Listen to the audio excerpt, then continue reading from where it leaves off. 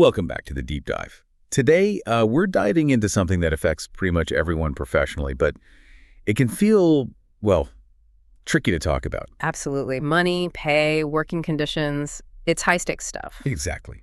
Especially when you throw in business English, maybe international offers. It gets complex fast.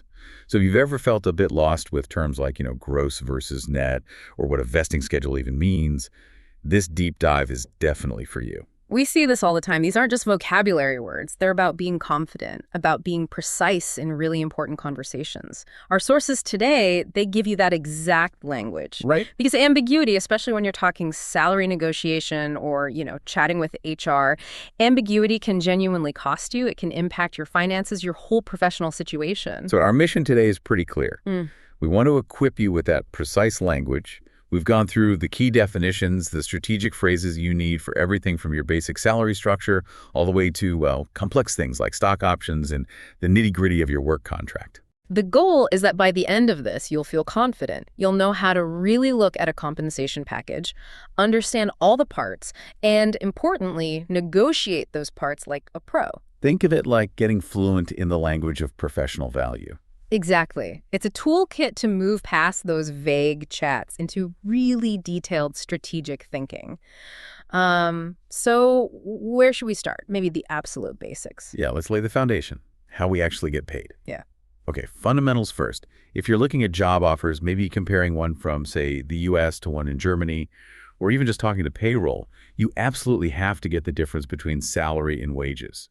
They sound similar, but they're structurally quite different. Oh, totally crucial. It really defines the whole employment relationship in many ways. So salary, that's kind of the professional standard we often think of. It's a fixed amount, usually calculated annually, but paid out on a regular cycle, like monthly or maybe twice a month. And the key thing there is fixed, right? Exactly. It's steady, it's predictable. It doesn't usually fluctuate if you work, say, 41 hours one week and 39 the next. It's tied to the overall role. Okay, so that's salary. Then what about wages? Wages are different. They're based on much smaller time units, usually hourly, sometimes daily. If you're an hourly employee, your pay packet directly reflects the exact hours, sometimes even minutes, you've worked. So salary is more about the overall job, the output maybe. And wages are strictly about the time you put in. That's a good way to put it. Time input versus broader job responsibility. And often, especially in certain roles like sales or maybe consulting, that fixed salary isn't the whole picture. You've got commission. Ah, the variable part. Precisely. Commission is money you earn based purely on hitting specific targets, usually sales figures. But it could be other performance goals too. It's designed as an incentive, right? Tying your pay directly to measurable results. And it can be a bit risky, I suppose. But potentially quite rewarding if you do well. That's the trade-off. It's often the most variable part of your pay. Now, another term linked to hours is overtime pay. Right, working more than your standard contracted hours. Exactly. If your contract says 40 hours a week and you work 45, those extra 5 hours often trigger overtime pay. This is usually extra money, often at a legally mandated higher rate, like time and a half, 1.5 times your normal rate. And knowing the rules around that is pretty important, especially for hourly folks. It's a legal thing as much as a financial one. Definitely a safeguard. Okay, so we have the basic ways pay is structured. Now let's get to probably the most critical discussion for anyone managing their finances. Gross pay versus net pay. This trips so many people up. Oh, absolutely. The headline number versus what you actually take home. So gross pay, that's the big number, right? The one they advertise. That's it. It's the total amount you earn before anything is taken out. Companies love using it because, well, it looks bigger, more attractive. If you see a job offer for $100,000 a year, you can bet that's the gross figure. But then comes the reality check, net pay. Net pay. That's the number that actually matters for your day-to-day budget, for planning. It's the amount left after all the deductions have been made. This is your take-home pay. And it's not just income tax they take out, is it? That's what people often forget. Exactly. People think tax, but it's usually more complex. There are mandatory deductions like Social Security contributions, maybe unemployment insurance depending on the country, and then there are your own contributions. Like health insurance premiums or retirement savings. Precisely. Things like your 401k contribution in the U.S. or pension plan payments, health plan cost. Those often come out before you get your net pay, too. And that's a really crucial strategic point, especially when comparing international offers. You might see two similar gross salaries, but the tax burden in one country could be way higher, Or the mandatory health contributions could be massive. Huge differences. The gap between gross and net can easily be 30, sometimes even 40% or more in some places. You absolutely cannot compare jobs accurately just using the gross figure. Okay, let's make this concrete. The source material had an HR example, right? Something like, the annual salary is $60,000 gross, plus commission for sales. Yeah, a classic example. Let's break that down. Okay, first off, they're being clear by saying $60,000 gross. So immediately, you know you need to mentally subtract taxes, deductions, etc. to figure out your actual net pay. Good. What else? They define it as annual salary. So that signals it's the fixed, predictable part of the pay we talked about earlier. Right. And the variable bit. That's the commission for sales. That immediately tells you a part of your income isn't guaranteed. It depends on performance. And what should your next question be, hearing that? Ah, good point. You'd need to know how that commission works. What percentage of my total pay might come from commission? What are the actual sales targets I need to hit? Is there a cap? Exactly. The vocabulary flags what you need to investigate further. Another term you might ask about, especially if commission is a big part, is the draw. What's the draw? A draw is basically a guaranteed minimum payment the company gives you each pay period, even if your earned commissions are lower than that amount. It's like an advance against future commissions. It provides a bit of a safety net in commission-heavy roles. Okay, so knowing these terms isn't just about understanding. It's about knowing what questions to ask next to protect yourself and understand the real offer. Precisely. Precision avoids nasty surprises down the line. So, bottom line for this section, always clarify if a number is gross or net, and when comparing offers, try to compare the estimated net pay considering taxes and all deductions. All right, so we've nailed down the basics, the fixed pay like salary, the hourly wages, the immediate variable stuff like commission. Now let's shift focus a bit. Let's talk about rewards that are designed more for the longer term, things meant to motivate, to retain you, to tie your success to the company's. Yeah, this is where compensation gets really interesting, I think, and often more complex. It goes beyond just the paycheck this month. We're talking about future value now. Exactly. And the first one most people encounter is probably the performance bonus. Right, the classic bonus. How is that properly defined? Well, it's generally a sum of money paid out based on achieving specific results. Could be individual performance, could be team performance, sometimes even company performance. It's tied to tangible outcomes. Okay, and the source had that interview dialogue example. Does the company offer performance-related pay? And the answer was, yes, we receive a yearly bonus if we achieve our targets. That word targets seems key. Absolutely critical. Because achieving targets can mean anything. You need clarity. So we're not just talking about, like, doing a good job, right? Yeah. In proper business English, those targets usually mean something specific. Yes, exactly. They're often referred to as KPIs, key performance indicators. These should be measurable values that clearly show how well someone or a team or the company is hitting key objectives. So if your bonus depends on KPIs, you really need to dig into what they are. Are they subjective, like your manager's opinion? Or are they quantifiable, like, I don't know, increase customer satisfaction scores by 10% or reduce project costs by 5%? Precisely. Transparency around the metrics is vital. You also need to clarify the timing. Is it paid quarterly, annually? And another big one is the bonus discretionary, meaning the management ultimately decides whether to pay it out even if targets are met, maybe based on overall company affordability that year? Or is it contractual, meaning if you hit the specific agreed-upon KPI, you are guaranteed to receive that bonus? Big difference in certainty. Huge difference. Okay, so that's performance bonuses tied to results once you're in the role. What about incentives just to get you through the door? Ah, yes. The signing bonus, sometimes called a sign-on bonus or joining bonus. This is pretty straightforward, isn't it? Usually, yes. It's typically a one-time lump sum of cash paid out when you officially join the company. It's purely an attraction tool. Why do companies use them? Often to sweeten the deal, maybe to compensate you for a bonus you might be leaving behind at your old job. Or perhaps to help with relocation costs if you're moving for the role, although sometimes relocation is handled separately. Got it. So immediate cash, no real long-term strings attached, usually, apart from maybe having to pay it back if you leave very quickly. Correct. It's quite different from schemes designed to tie your long-term financial interests to the company's performance, like profit sharing. Okay, profit sharing. How does that work? In a profit-sharing plan, employees receive a certain portion of the company's overall profits based on a predefined formula. It literally means you share in the company's success. It aims to align everyone's goals towards making the company profitable. So your payout depends directly on how well the whole company does, not just your individual performance. Exactly.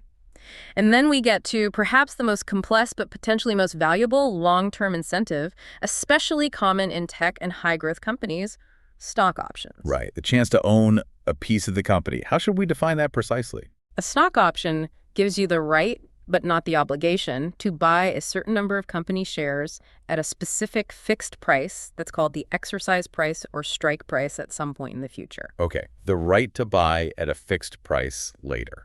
So the hope is that the actual market price of the stock will go up above your fixed price. That's the entire bet. You hope the stock price rises significantly so you can buy the shares cheap at your exercise price and then potentially sell them at the higher market price for a profit. But there's a big but. It is. The complexity and the risk. The single most important concept to grasp with stock options is the vesting schedule. Vesting. This is crucial, isn't it? The options aren't usually yours straight away. Almost never. They vest, meaning you gradually earn the right to exercise them over a set period. A very common schedule you hear about is, say, 4-year vesting with a 1-year cliff. Okay, what does the cliff mean? The cliff means you get absolutely zero vesting for the first year.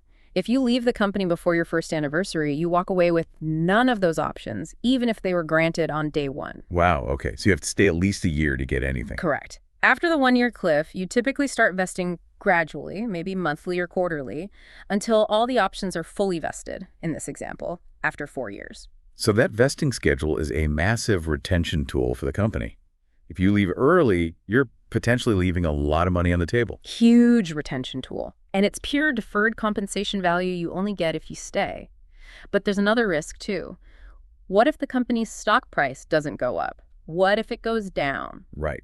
If the market price drops below your fixed exercise price, then your options are worthless. They're called underwater options. You wouldn't exercise your right to buy shares at, say, $10 if the market price is only $5.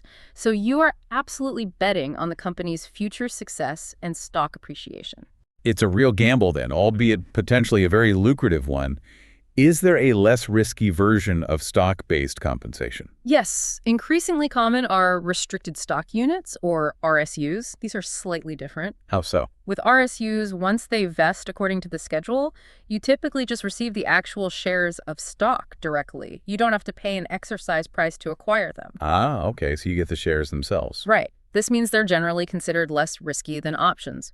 Even if the stock price drops quite a bit, the vested shares will still usually have some value, whereas an underwater option has zero value. Got it. So options give you leverage if the price skyrockets, but RSUs give you more certainty of getting something as long as the stock isn't worthless. That's a good summary. So when you're looking at this whole section of incentives, you're really analyzing a mix. You've got immediate cash, like a signing bonus. You've got short-term motivation, like performance bonuses tied to KPIs. And then you have this longer-term, often riskier wealth-building potential through things like profit sharing, stock options, or RSUs, all governed by things like vesting schedules. And a savvy professional uses all this vocabulary not just to understand the offer, but to actually assess the risk involved and forecast their potential future earnings. Exactly. It's about managing that risk-reward balance. Okay, we've covered pretty much all the ways you can get paid money, whether it's cash now, cash later based on performance, or potential future wealth tied to stock. But when a company makes you an offer, especially a formal one, they usually talk about more than just the money. They talk about the whole deal. Right. And the umbrella term for that whole deal, the professional term, is the compensation package. Compensation package. So that means salary plus. Plus all the non-monetary stuff, the benefits. And honestly, in today's market, especially if you're comparing jobs globally or even just across different industries, the benefits package can be incredibly valuable, sometimes worth, 20% or even more, the salary value,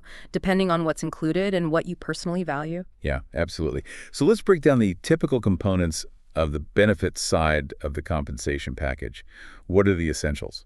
Well, top of the list, providing that critical safety net has to be health and dental insurance. In many places, especially the U.S. private sector, this is a huge one. And it's not enough just to know it's offered, right? You need the details. Oh, absolutely. What's the monthly premium you have to pay out of your paycheck? What are the deductibles? That's the amount you have to pay out of pocket for healthcare services before the insurance actually starts covering the bulk of the costs. What's the network of doctors like? These details matter hugely. Okay, health and dental, crucial for security. What about longer-term security? That brings us to the retirement or pension plan. This ties back to our earlier gross versus net discussion, because your contributions often come out pre-tax. In the U.S., the most common type is the 401k plan. In other countries, it might be a company pension scheme or similar retirement savings vehicle. And the really key thing to look for here, the magic words, are company matching contribution, right? Bingo! Often called the company match. This is frankly free money you shouldn't ignore. How does it typically work? A common structure is the company will match your own contributions dollar for dollar, or maybe 50 cents on the dollar, up to a certain percentage of your salary. For example, they might match 100% of your contributions up to, say, 5% of your gross salary. So if you earn $100,000 and you contribute 5%, $5,000, the company also puts in $5,000 into your retirement account. Exactly. In that scenario, you've effectively given yourself an immediate 5% raise that goes straight into a tax-advantaged retirement fund. If you don't contribute enough to get the full match, you are literally leaving guaranteed money on the table. Wow. So a professional negotiator, or even just someone evaluating an offer, absolutely has to ask about the matching formula. And is there a vesting schedule for the company's contributions too? Often, yes. Just like stock options, the money the company puts in might take a few years to become fully yours. You need to clarify that vesting schedule for the match as well. Okay, crucial points. Let's shift from financial security to time. Time off is a huge benefit. Hugely important for well-being and avoiding burnout. This falls under the general category of paid time off, or PTO, but it's usually broken down into specific types. Like what? Well, you have your standard vacation days or annual leave. Then you typically have a separate allocation for sick leave for when you're unwell. And increasingly important, parental leave covering maternity, paternity, or adoption leave. And the amount of PTO can vary wildly, can't it? I remember the source material mentioning this. Yeah. If a company offers, say, 15 vacation days. Well, in North America, 15 days or 3 weeks might be seen as pretty standard, maybe even competitive for some roles. But if that same company offered 15 days in many parts of Europe, it would likely be seen as quite uncompetitive. Their 25 or even 30 days plus public holidays is often the norm or legal minimum. So the same number of days means very different things depending on the location and cultural expectations. You have to benchmark it locally. That's a great point for listeners comparing international roles. And it's not just the number of days, is it? No, absolutely not. You need to understand the company culture around taking time off.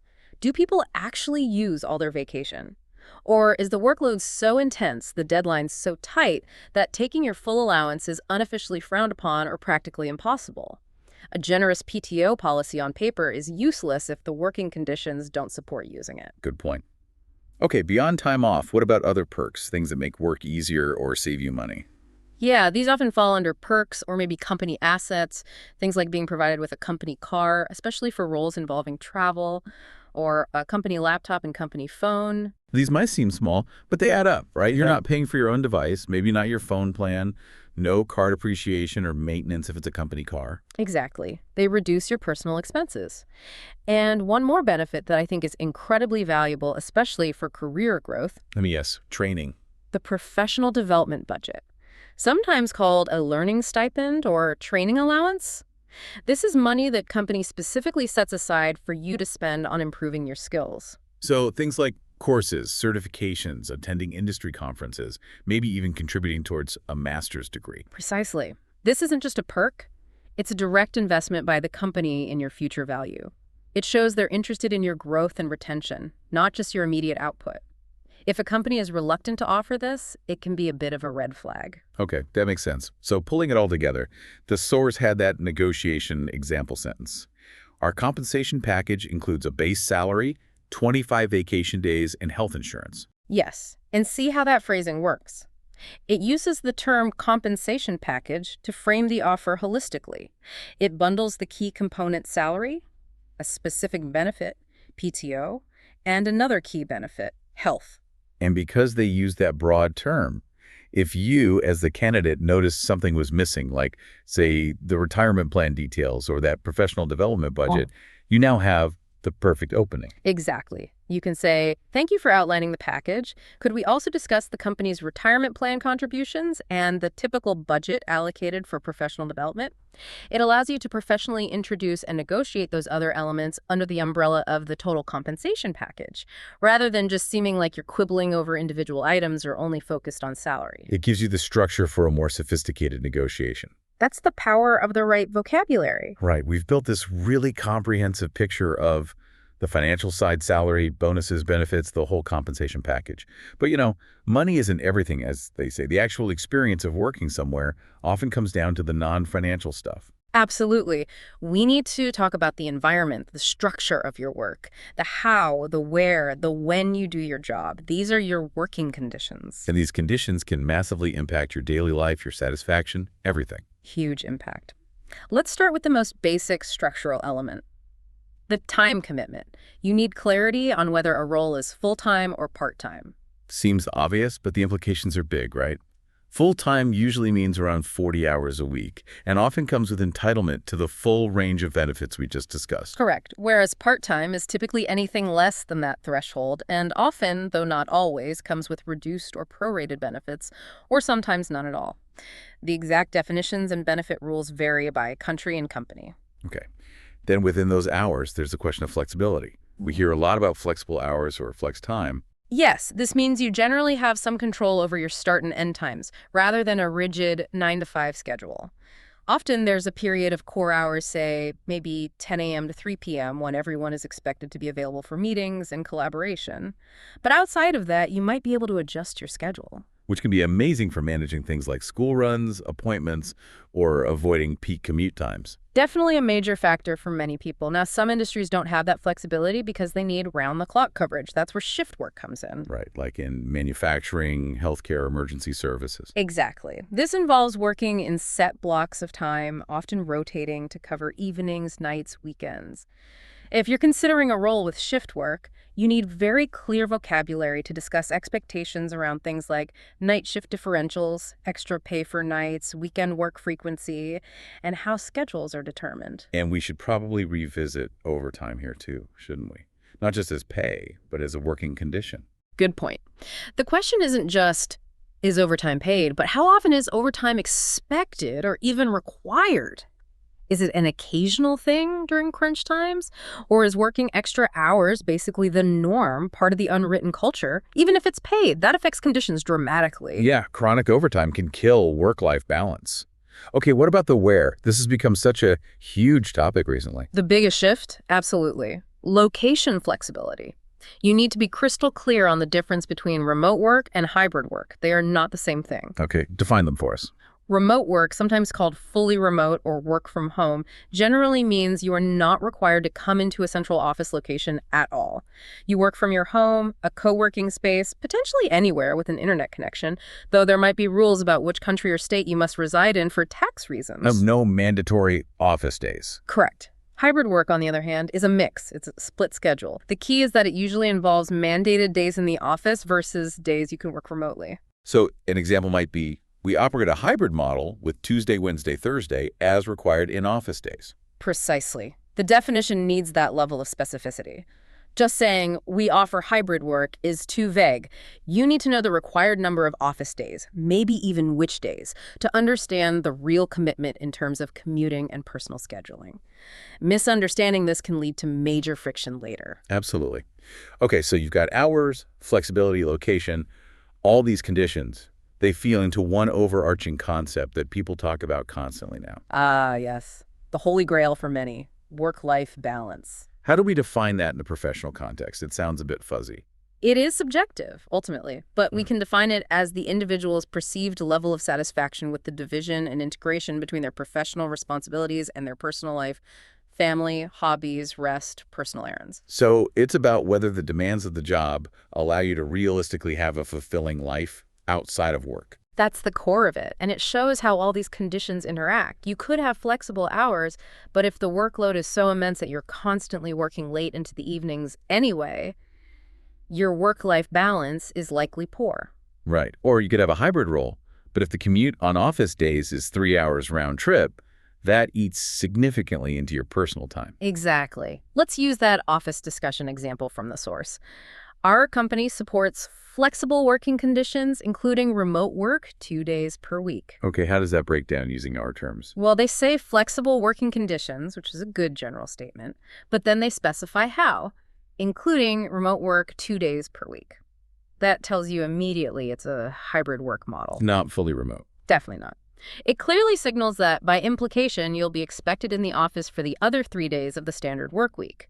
That specific condition, 3 days in office, directly impacts your commute, your daily schedule, and therefore your potential work-life balance. So the professional follow-up question might be, are those 2 remote days fixed, or is there flexibility in which days they are?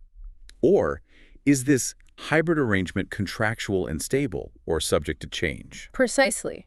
You're using the vocabulary to move beyond vague promises of flexibility and pin down the concrete schedule and expectations that will shape your actual daily experience. That's professional communication about working conditions. Okay, we have built an amazing foundation. We know the terms for pay structures, incentives, benefits, working conditions, the whole 9 yards. Now let's level up. Let's talk about those phrases, those idioms almost, that signal real fluency and confidence when you're in a meeting, discussing budgets, negotiating your own package, or just talking finance professionally. Yes, this is about moving from just knowing the dictionary definitions to actually using the language strategically in conversation. Knowing these common professional expressions helps you understand the subtext and navigate discussions more effectively. All right, let's tackle a few key ones from the source material. First up, we need to cut costs. Pretty common phrase, especially lately. Very common. It simply means we need to reduce our spending, lower our expenditure. You'll hear this in budget reviews, project meetings, strategic planning sessions. So a manager might say, given the Q3 results, we need to cut costs in non-essential travel and entertainment for Q4. Exactly. Yeah. It's a direct instruction to find savings. Okay, next one. Crucial for negotiation. She negotiates a competitive salary. We touched on competitive before. Yeah. What does this phrase really signal? It signals that the salary isn't just acceptable, it's actively benchmarked against the market rate for that specific role in that specific location, considering experience level. A competitive salary is one that's at least average and ideally somewhat above average compared to similar jobs elsewhere. So using the phrase implies you've done your homework, you know the market rates. Absolutely. It carries weight. It says, I expect to be paid what this role is worth in the current market. It shifts the power dynamic slightly. Okay, powerful phrase. What about when evaluating how money was spent? This project is cost-effective. This is more nuanced than just saying something was cheap or low cost. Cost-effective means the results achieved, the benefits gained, were worth the money spent. It implies a good return on investment. So you could spend a lot of money, but if the outcome was incredibly valuable, it could still be cost-effective. Precisely. It's about the ratio of cost to benefit or value. It signals efficiency and smart spending, not just minimal spending. Got it. Now, the flip side, they are working on a tight budget. This is the professional way to say we don't have much money for this. It's a formal statement that signals limited financial resources are available. Why use this phrase? It manages expectations right from the start. If you're kicking off a project and say you have a tight budget, it warns everyone that you'll need to be very careful with spending, prioritize ruthlessly, and strictly avoid scope creep. Scope creep, that tendency for projects to grow beyond their original objectives and budget. Exactly. Tight budget is a way to put guardrails up against that early on. Okay, one more very common one. He received a pay rise last year. Seems simple enough. He got more money. Is there more to it? It's the standard professional term in many English-speaking contexts, especially British English. North Americans might more often say pay raise for a formal increase in salary. It usually implies an annual review process based on performance, cost of living adjustments, or market rate changes. It sounds more formal than just got more pay. Okay, so using pay rise or pay raise sounds more official, part of the formal compensation structure. Generally, yes. Now, let's see how some of this language works in practice. The source had that mini role-play negotiation. Let's dissect that. Right. The first speaker, the hiring manager, presumably, says, we'd like to offer you a competitive salary plus benefits. Okay, stop there. What are they doing with that opening line? They're setting a positive frame. Using competitive salary signals, they believe the offer is fair market value. And mentioning benefits reminds the candidate to think about the whole compensation package, not just the base number. It's a standard professional opening. Good. Now the candidate's response. Thank you. Could we also discuss a relocation allowance? What's happening here? This is clever. They first acknowledge the offer, thank you. Then, instead of immediately challenging the competitive salary, they pivot.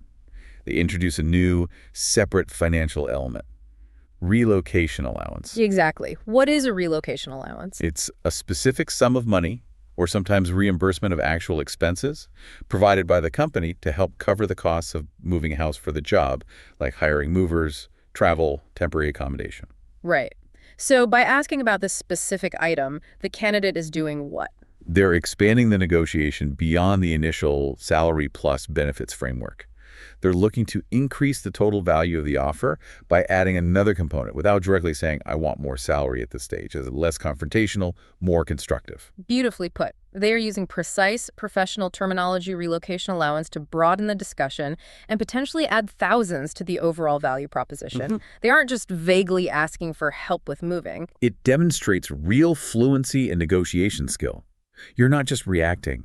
You're strategically using the language to build your case, piece by piece. That is exactly the level of professional communication we're aiming for. Using the right terms gives you control and credibility in these crucial financial conversations. Okay, we have covered a lot of ground. We've gone from the absolute basics of salary versus wages all the way through complex incentives like RSUs, investing, benefits packages, working conditions, and even professional idioms. It's a comprehensive toolkit. Absolutely. So now let's try to bring it all together. Let's use those practice questions from the source material as prompts, almost like mini scenarios, to help you, the listener, really start applying this vocabulary and thinking strategically. Good idea. It's about moving from passive understanding to active application. Right. So prompt 1 was, how would you describe your ideal compensation package? This isn't just about saying a high salary. It forces you to think about the whole picture and prioritize using the terms we've learned. Exactly. So a truly professional, strategic answer wouldn't just be lots of money and vacation. It would sound more like, well, perhaps. My ideal compensation package prioritizes a strong base salary, naturally, benchmarked at a competitive level for the role and location.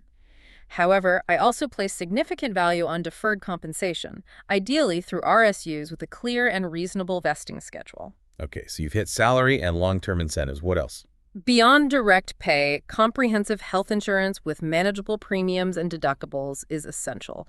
And given my focus on career growth, a dedicated professional development budget is also a key component I look for. And maybe working conditions. Yes, absolutely. Finally, the working conditions are critical. I'm looking for a hybrid work arrangement, perhaps 3 days remote, 2 in office, as I find this structure best supports my work-life balance. See, that answer uses maybe 10 specific terms we've discussed. It's precise, it communicates priorities across salary, benefits, long-term value, and conditions. That's a professional response. Totally different from just saying, I want good pay and flexibility. Okay, prompt 2 forces a tougher choice. What benefits do you consider most important? Rank them. Is it pure salary, security like health insurance, or lifestyle support like flexible hours? This gets at the trade-offs people constantly make. And the answer really depends on your personal circumstances, doesn't it? There's no single right answer, but analyzing the trade-off is key. So how might different people approach this? Well, someone early in their career, maybe without dependents, might say, right now, maximizing my gross salary is the top priority to build savings and financial independence quickly. While health insurance is important, I might accept a plan with slightly higher deductibles if the salary is significantly more competitive. Okay, prioritizing immediate income. What about someone mid-career, maybe with a family? Their priorities might shift dramatically, they might say. For me, the security aspects are paramount. Comprehensive health and dental insurance with low out-of-pocket costs is non-negotiable. Closely followed by a robust retirement plan with a strong company matching contribution, I'd potentially accept a slightly lower base salary for a top-tier benefits package. Security over maximum cash. And what about someone juggling, say, elder care or child care? For them, the non-monetary benefits related to conditions might trump almost everything. They could say, honestly, flexible hours and the option for significant remote work are my absolute top priorities. The ability to manage personal responsibilities alongside work provides value that, for me, outweighs a small difference in salary. That's essential for my work-life balance. So understanding these terms allows you to articulate your personal value equation in these trade-offs. Exactly. It helps you negotiate for what truly matters most to you. Okay, prompt 3 is about confidence. Have you ever negotiated for a higher salary?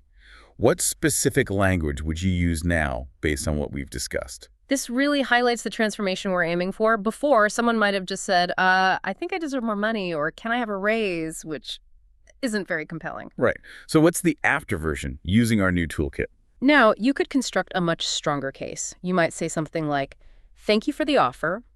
Based on my research into competitive salary benchmarks for this role in this region, and also considering the positive impact I anticipate making, particularly regarding achieving our team KPIs for next year, I was hoping the base salary could be closer to mention specific figure or range. That's much more data-driven and professional. What if they can't move on salary? Then you pivot using other terms. I understand if there's limited flexibility on the base salary itself. In that case, could we perhaps discuss a one-time signing bonus to bridge the gap?